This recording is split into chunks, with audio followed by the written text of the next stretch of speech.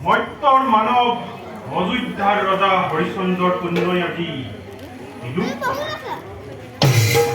পৃথিৱীত হৰিশ্চন্দ্ৰৰ নাই আৰু স্থান অনতি পলমে স্বৰ্গপুৰে আনিব লাগে এই মহাত্মা সঁচা কথা দেৱৰাজ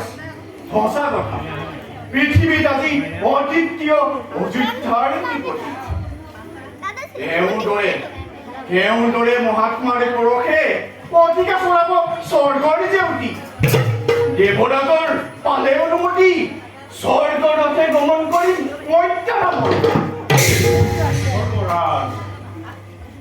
পৃথিৱীত হৰিশ্চন্দ্ৰৰ আছে আৰু বহু কাম আমাৰো আছে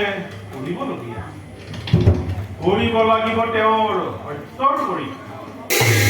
ৰাখিব লাগিব কীৰ্তি যুগ যুগান্তৰ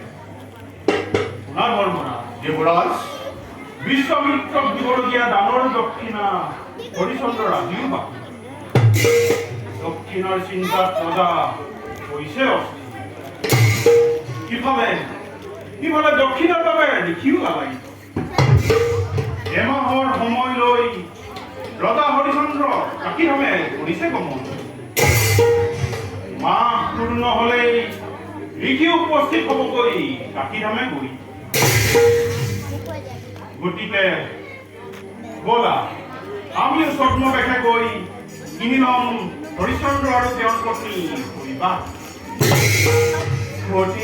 অতি ভয়ংকৰ পৰীক্ষা দেৱৰাজ এই পৰীক্ষা হ'ব অতি নিদাৰুণ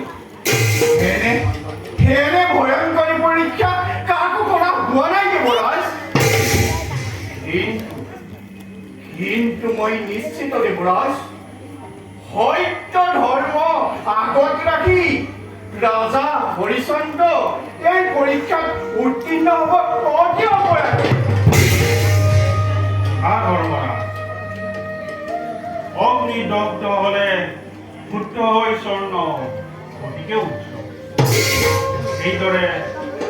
সেইদৰে নিষ্পাপ সত্যবাদীসকলৰো নানা বিপদ বিঘিনিৰ মাজেৰে উজ্বলি উঠে সত্য আৰু